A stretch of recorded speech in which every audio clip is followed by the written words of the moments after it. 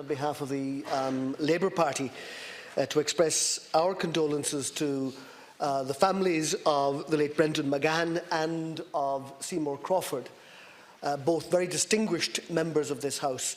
One of the privileges of serving here for quite some time is that I served with both and remember both very fondly. Brendan McGahon came from a long and distinguished lineage of Democrats. His grandfather, T.F. McGahon, was one of the inaugural members of Dundalk Town Council when it was created in 1898. T.F. McGahon was a leading member of the Irish Parliamentary Party at the time. He started a local newspaper, the Dundalk Democrat, and Brendan would later run the family newspaper business, I understand, in the 1960s. He succeeded his cousin Hugh on Dundalk Town Council and on Louth County Council at the 1979 local elections, and of course entered this House in the November 1982 general election as a very proud TD for the constituency of Louth. Ceann Comhairle, you say with, I think, a degree of understatement that Brendan McGahon's was sometimes controversial. He certainly was, but always passionate about his belief. One of the things that used to strike me is that he was a cousin of Rory Quinn's, and two more disparate perspectives, shall we say, on normal political discourse or issues you'd be hard to get. But they were the best of mates, and they loved presenting themselves as our cousins. Have you heard my cousin's view on that? And usually they were very divergent on any of the issues of the time. But Brendan, as others have indicated, always took a very courageous stand in relation to the campaign of violence of the Provisional IRA. He took risks with his own safety on these issues. These were not small matters. When you actually take a stand of such a fundamental nature. He took risks years later when he gave evidence in the High Court in support of the Sunday Times, which was being sued for libel at the time by an individual who was accused of directing IRA bombing campaigns in Britain.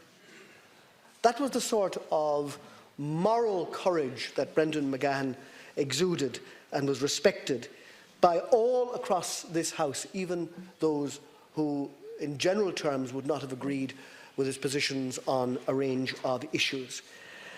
We need people of that calibre in this House, people who think through their opinions with force and strength and who argue with conviction, even at the risk of their own personal integrity and safety. I commend his service, and I know that Brendan's family will take great comfort in his contribution to public discourse in our nation and in our Parliament. I also have the privilege of working with Seymour Crawford. Again, a very large figure in every way in this House. Gentle and forceful and strong and clear. He was obviously a distinguished former Vice President of the Irish Farmers Association, so he had a deep understanding of matters agricultural. And people listened to him. And learned from him when he contributed on agricultural matters in this House. Others have said that he was the only Presbyterian member of the Oireachtas during his Dáil term here, and I think that it was important to have perspectives like his in the House. In his eulogy, the Reverend Nesbitt spoke at his funeral. He highlighted Seymour's deep interest in all cross-border structures and underscored his work in advancing North-South understanding, trust and reconciliation, matters that are really germane and important right now. In 2004, he served as Vice Chair of the British Irish Interparliamentary Body, and he served as a member of that body for 14 years. And in his work, he made a very significant personal contribution to the advancement of the peace process. I think both Brendan and Seymour would look with great concern at what is unfolding now in relation to Brexit, after all their years of effort in building a reconciliation across this island. Again, I say to the extended family of Seymour Crawford, you can be very proud of his contribution to this House and the role he played in serving this country.